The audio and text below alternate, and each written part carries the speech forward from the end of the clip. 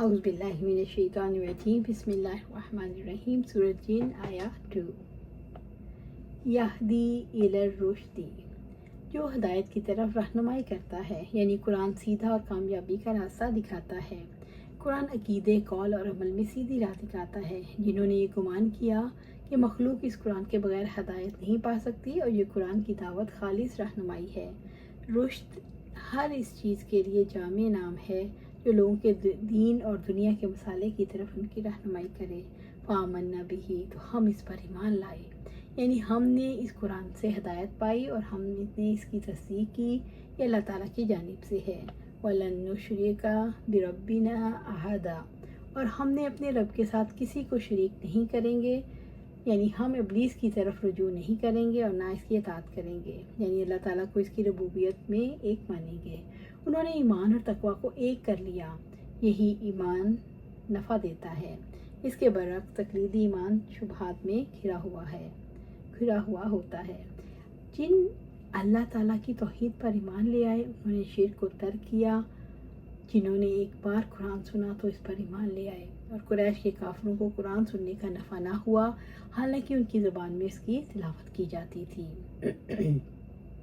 سورۃ جن آیات 3 وَأَنَّهُ تَعَالَىٰ جَدُّ رَبِّنَا، اور یقیناً ہمارے رب کی شان بہت بلند ہے، یعنی ہمارے رب کا جلال اور اس کی عظمت بہت بلند ہے، یعنی ہمارا رب بلند و بالا، سب سے اعلیٰ اور بڑی شان والا ہے۔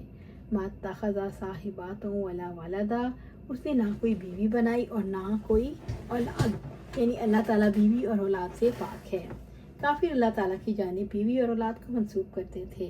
رب العالمین بیوی اور اولاد سے پاک ہے۔ رب العزت نے فرمایا قُلْ هُوَ اللَّهُ أَحَدٌ اللَّهُ الصَّمَدُ لَمْ يَلِدْ وَلَمْ يُولَدْ وَلَمْ يَكُنْ لَهُ كُفُوًا أَحَدٌ۔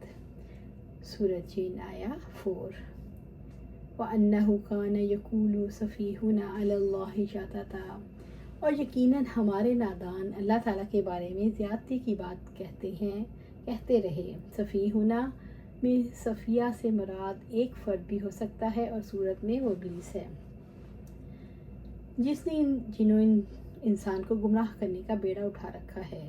صفیہ سے مراد نادانوں کا گروہ بھی ہو سکتا ہے، اور جھوٹی باتوں سے مراد تمام شرکی عقائد ہیں، یعنی وہ ثواب سے ہٹی ہوئی اور حد سے گزری ہوئی بات کہتا ہے، اور صرف اس کی سفاہت اور عقل کی کمزوری نے اسے ایسا کرنے پر آمادہ کیا، ورنہ اگر وہ سنجیدہ اور مطمئن ہوتا تو اسے معلوم ہوتا کیسے بنی بات کہنی ہے۔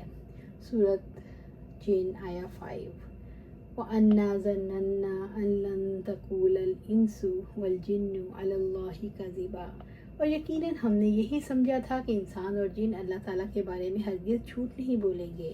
جنہوں نے کہا ہم یہ گمان بھی نہیں کر سکتے تھے، انسان اور جن سب جھوٹ پر اتفاق کر لیں گے اور اللہ تعالیٰ کی طرف بیوی بچوں کی نسبت کر دیں گے۔ پھر جب ہم نے قرآن سنا، اس پر ایمان لے آئے، تو ہمیں معلوم ہوا اس بارے میں سب جھوٹے ہیں، یعنی اس سے پہلے ہم دھوکے میں تھے۔ جن اور انسان اللہ تعالیٰ پر جھوٹ باندھنے کی جرات نہیں کرتے۔ آج ہم پر حق واضح ہو گیا، اور ہمیں مخلوق کے کسی جھوٹ کی پرواہ نہیں۔ اللہ سبحانہ تعالیٰ سے دعا ہے ہمیں قرآن و سنت پر عمل کرنے کی توفیق دے، اس پر جما دے، اور جنت الفردوس کے اعلیٰ مقام پر اپنے پاس گھر عطا فرمائے۔ آمین یا رب العالمین۔